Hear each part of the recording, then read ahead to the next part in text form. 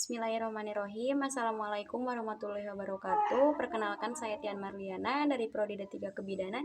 Di sini saya akan menjelaskan mengenai kesehatan reproduksi dan seksual bagi calon pengantin.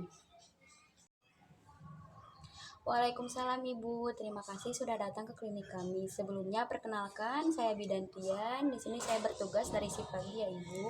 Ini saya akan menjelaskan mengenai kesehatan reproduksi dan seksual bagi ibu dan suami. Insya Allah untuk kerahasiaannya akan saya jaga ya Ibu. Yang pertama, di sini saya akan menyampaikan tentang persiapan pranikah. Sebelum melakukan pranikah, yaitu Ibu harus mempersiapkan pemeriksaan fisik terlebih dahulu, seperti tekanan darah, suhu, nadi, dan frekuensi napas. Selanjutnya itu pemeriksaan darah rutin, seperti HB, trombosit, dan leukosit. Selanjutnya, pemeriksaan darah yang dianjurkan seperti golongan darah, gula darah, dan hepatitis B dan C. Selanjutnya yaitu persiapan gizi. Peningkatan status gizi calon pengantin terutama perempuan melalui penanggulangan KEK atau kekurangan energi kronis dan anemia gizi besi serta defisiensi asam folat. Nah, selanjutnya Ibu ada status imunisasi TT. Nah, pencegahan dan perlindungan diri yang aman terhadap penyakit tetanus dilakukan dengan pemberian 5 dosis imunisasi TT ini untuk mencapai kekebalan penuh.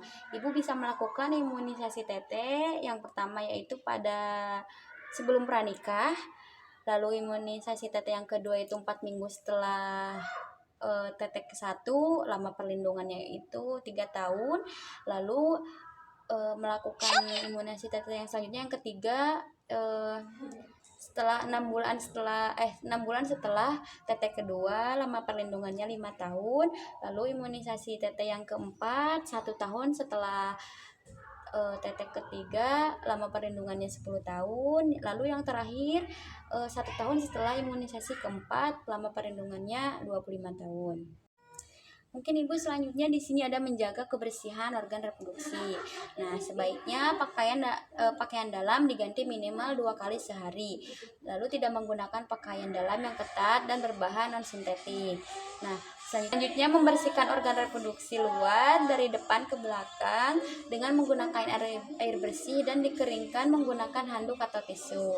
Lalu pakailah handuk yang bersih, kering, tidak lembab atau bau. Khusus untuk ibu sendiri ya, tidak boleh terlalu sering menggunakan cairan pembilas vagina, jangan memakai pembalut tipis dalam waktu lama. Lalu penggunaan pembalut ketika menstruasi dan diganti paling lama setiap 4 jam sekali atau setelah buang air. Nah, bagi perempuan yang sering keputihan, berbau dan berwarna harap memeriksakan diri ke petugas kesehatan. Mungkin bagi suami ibu dianjurkan sunat untuk kesehatan. Nah, selanjutnya ada tindak kekerasan yang mengganggu pernikahan. Mungkin Ibu di sini ada kekerasan secara fisik, misal memukul, menendang, menampar, menjabak rambut, menyundut dengan rokok atau melukai. Nah, yang kedua ada kekerasan secara psikis, misalnya menghina, mengeluarkan komentar-komentar yang merendahkan, melarang istri mengunjungi saudara atau teman-temannya dan mengancam. Lalu kekerasan seksual misalnya memaksa dan menuntut berhubungan seksual, penelantaran misalnya tidak memberi nafkah istri, malah istri bekerja. Lalu yang terakhir yaitu eksploitasi, misalkan memanfaatkan, memperdagangkan dan memperbudakkan orang. Nah, di sini juga ada solusi mengatasi tindak kekerasan. Apabila hal tersebut terjadi, maka sebaiknya suami maupun istri maupun ibu sendiri berupaya mencari solusi dengan terlebih dahulu dengan berdialog. Apabila hal ini terjadi, maka langkah-langkah yang dapat dilakukan yang pertama itu mendatangi fasilitas kesehatan, bisa datang langsung ke puskesmas atau rumah sakit untuk mengobati luka-luka yang dialami dan mendapatkan visum dari dokter atas permintaan polisi penyidik. Lalu yang selanjutnya itu menceritakan kejadian kepada keluarga, teman dekat atau kerabat. lalu melapor ke polisi atau unit pelayanan perempuan dan anak. Lalu yang terakhir mendapatkan pendampingan dari tokoh agama, lembaga swadaya masyarakat atau LSM, psikolog atau lembaga bantuan hukum.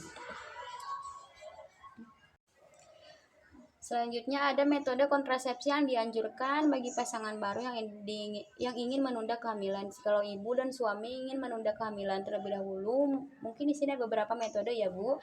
Yang pertama yaitu metode modern jangka panjang. Jenis alatnya itu pil, biasanya itu pil kombinasi. Lalu yang kedua itu suntik seperti progestin dan progestin kombinasi. Yang kedua yaitu ada metode modern jangka panjang, alat kontrasepsi dalam rahim, biasanya ibu yang disebut IUD. Lalu yang kedua itu alat kontrasepsi bawah kulit atau implan. Selanjutnya itu ada metode alamiah. Metode ini biasanya seperti pengukuran suhu setiap pagi ketika ibu bangun, ya ibu penilaian lendir vagina.